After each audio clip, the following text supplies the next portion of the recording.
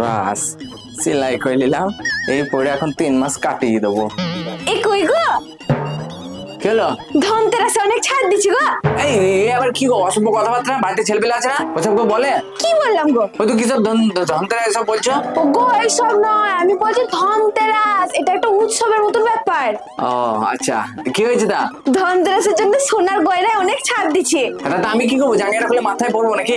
এই জন্যই তো রাগটা ওঠে, কথাটা শেষ করতে দেয় না। এই তো অত বকবক না করে কাজ করো, যাও। কাজ মানে? আগে শোন না, আমি কি বলছি, পুজোতে তো ভালো কিছু কিনে দিল না, তাই ছাড় একটা সোনার গয়না করে দাও। কি করাবা? গয়না গো, গয়না, সোনার গয়না। বলছি আমি আর লিখতে পারছি না, আমাকে দুটো তুলসী পাতা এনে দাও, চোখে লাগিয়ে শুয়ে পড়ি।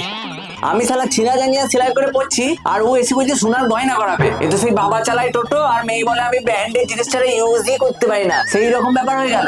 এ আমি তোমার ছন্দ শুনতে আসিনি, তুমি কবে কিনতে নিয়ে যাবো সেইটা বলো। তোমার বাপকে বলো কে কিনে দেবে। কেন বাপকে কেন বলতে যাবো? বিয়ে করেছো তুমি, আর শখ মেটাবে আমার বাপ, লয় খুব মজা।